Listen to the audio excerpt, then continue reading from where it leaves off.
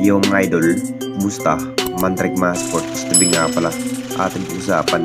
Barangay Ginebra si Stan nakapagdesisyon opisyal ang babalik sa Ginebra at Scotty ititrade na nga ba ng Barangay Ginebra. Pero bago na nga yan, kung bago pala sa aking channel, huwag mong kalimutan mag-subscribe at i-click ang notification bell para like kang updated sa atin dito sa upload natin. So ito na nga ba ang naging impact ng ating Barangay Ginebra? Huhugot pa rin ng bagong muling big man ngayong season.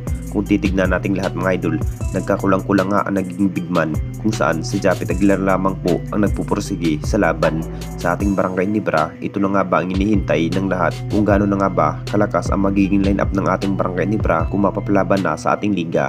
Dahil hindi rin basta-basta ang makakarap ng ating Barangay Ginebra ngayong season mga idol. Kailangan na nga ba na maibalik ang nasabi ex-Ginebra player ay walang iba kundi si Stan mga idol. Alam na nating lahat, ito na nga rin ang nagiging plano ng ating Barangay Ginebra na maibalik itong si Stan. Ngayon pa lamang po, mukhang naging free agent na rin ang nasabing big man na si Stan mga idol sa kamay ng Tira Permajip. Kung bakit hindi pa rin natin nakita naglalaro ang nasabing big man na si Stan, may inamin pa rin itong si Coach Tim. Nakapagdesisyon na rin, mukhang opisyal na nga rin babalik bilang big man si Stan sa upunan ng ating Barangay Ginebra. Kung pumirma na ng bagong kontrata, willing naman ang Tira Permajip na ibigay muli ito si Stan dahil hindi pa rin nagustuhan ang naging performance ng Tira Permajip sa bawat hustle play. Mukhang nangangapa pa rin sa panibagong kupunan. Pinatunayan pa rin sa upunan ng Barangay Ginebra pa rin ang kanyang gusto magiging ganap bilang big man player. Ito na nga ba ang inihintay ng lahat sa pagbabalik muli ang nasabing big man ni si Stan sa kamay ng ating Barangay Ginebra. At dito na naman tayo sa isa pa nating balita. Scotty, ititrade na nga ba ng Barangay Ginebra? Alam na nating lahat mga idol na parang maraming haters pa rin ang naging issue sa ating best player of the conference. Ito si Scotty Thompson mga idol.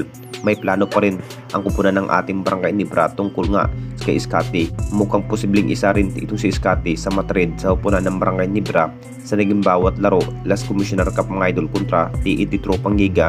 Malaki naman ang naambag itong si Scotty Thompson sa bawat laban.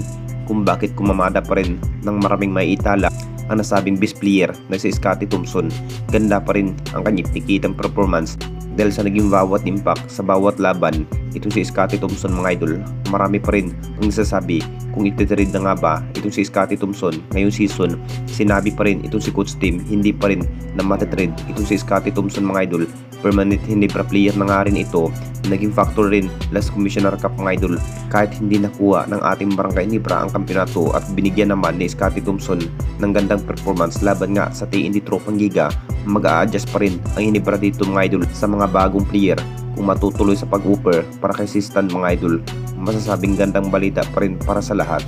Anong masasabi ninyo mga idol tungkol sa ating video?